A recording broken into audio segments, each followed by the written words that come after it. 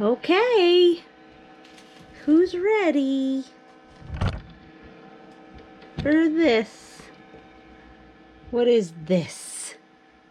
This is gonna be putting the eggs in for lockdown. The first thing I am gonna do is unplug, and the reason for that is, well, it sure gets noisy if I don't. This thing goes into alarm very quickly.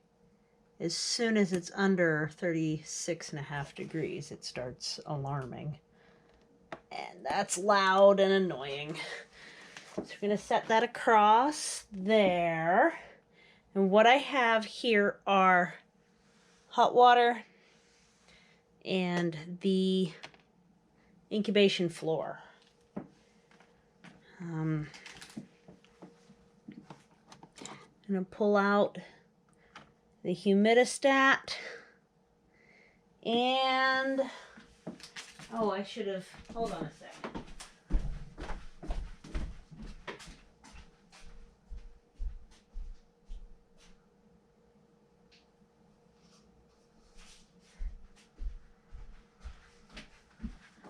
Should have brought over something to put the eggs in while I'm doing this. So we're just going to put them in a bowl,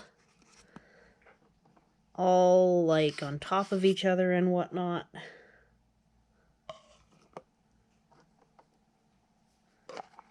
And we are going to load this sucker up with water, put the floor in. That's got to go that way. And then load these babies back in. Lockdown is a period of time that the eggs stop moving, so they're on automatic rail turners for the first 14 days. After that, the eggs stop turning, so the babies inside that are surviving anyway, and that were fertile eggs, can orient themselves in the direction that allows them to be ready for hatching. So that's the first thing we do, is we pull the rails out and fumbling around trying to figure out where to put them, and then I'm going to unload this entire warm water bottle into both reservoirs. Now I do have the ability to add water as needed, but not in this great a quantity without drenching the eggs, because there are external water ports here. But ideally, we add enough water to get everybody through lockdown now.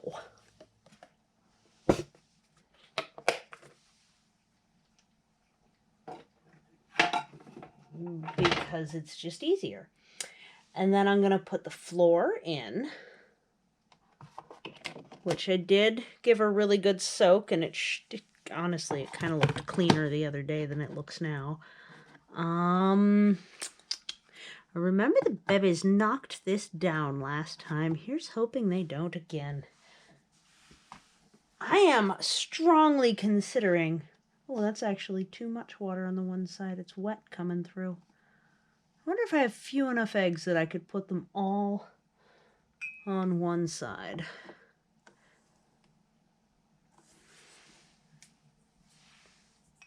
Yeah, I don't want to get the eggs wet. That's not good for them. So, undo my mistake, I guess. But, yep. This would be a good time to hit subscribe and hit the bell, because we could start having eggs pipping and starting to look like they're going to hatch as soon as tomorrow. I have had that happen in the past, where as soon as I put them in lockdown, somebody hatches. So since this is on a bit of a tilt, I'm going to put everybody, and I'm actually going to fuss and put them date side up, but I'm going to put everybody up on the dry side. It's by the time they hatch, enough of that water will be evaporated that it won't be a problem. And I have found that their ability to drink water through the floor really helps them out in their comfort levels. Now, these don't have to be all super organized and whatnot, but it's what I'm doing.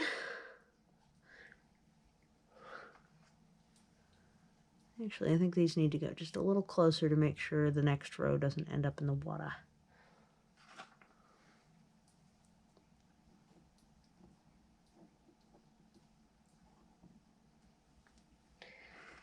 You don't want to take too long, because if the babies cool down too much during this, it's not great for them. But I do think that eggs going through the male is the most destructive thing that my prior hatches were exposed to. So I'm hoping, oh, I have like an odd number here. Look at, this is the last one. We'll just put you over there. Okay, you behave yourself. All right.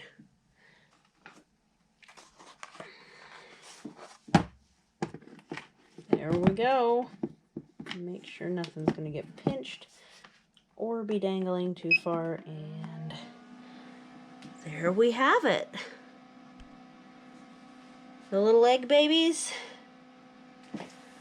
are very soon, potentially very soon, going to be little fluffs. I'm going to cough. Pardon me, that's a cough. And I'm excited. Wow, you can already see the condensation building up in there. Wow. That's funny. All right, so please do stay tuned. These are going to be Caturnix quail. And the colorations of Caturnix that these are bred from are jumbo brown, pearl, as the hens, and one Italian rooster. So we'll see what colors we get. We might get all kinds of things, but that's what we can expect here. So excited! I hope you're excited too. Stay tuned. It's right by my workstation for work because I tried keeping it in a separate room and I just could not handle myself the first couple hatches. So here's hoping that I get to enjoy this throughout my work day for the next 3 or 4 days. By Sunday, we should have everybody. Whatever's going to happen probably will have happened by then, but they do recommend continue to leave them in for an additional, until day 22. So that's an additional 4 days after.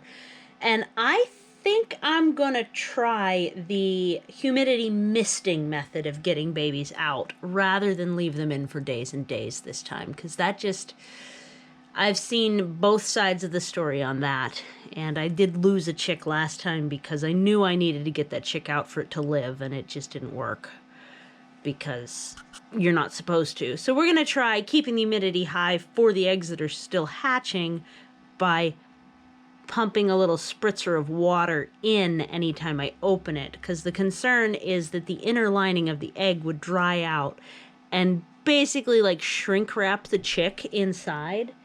If the shell has been poked through by the chick but they haven't escaped the soft inner lining, a drop in humidity can cause non-hatching.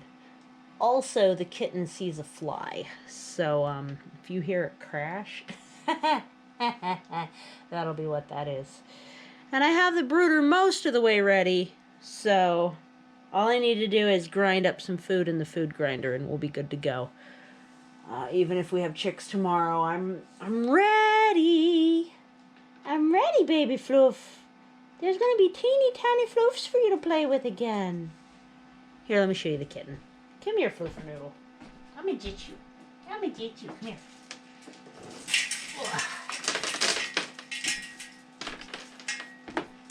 Say hi.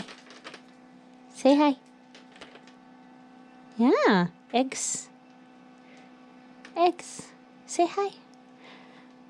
Here you go, sniffing it. Good baby. Okay, thank you for visiting the cliffside. This has been Permaculture, a kitten, and quail eggs. You want to say hi? Not really. Only sort of a little bit. Because you're fluffy and cute. Beets. Little beets. Bye-bye, everybody. See you with baby quail, hopefully, soon. Thanks for visiting the cliffside.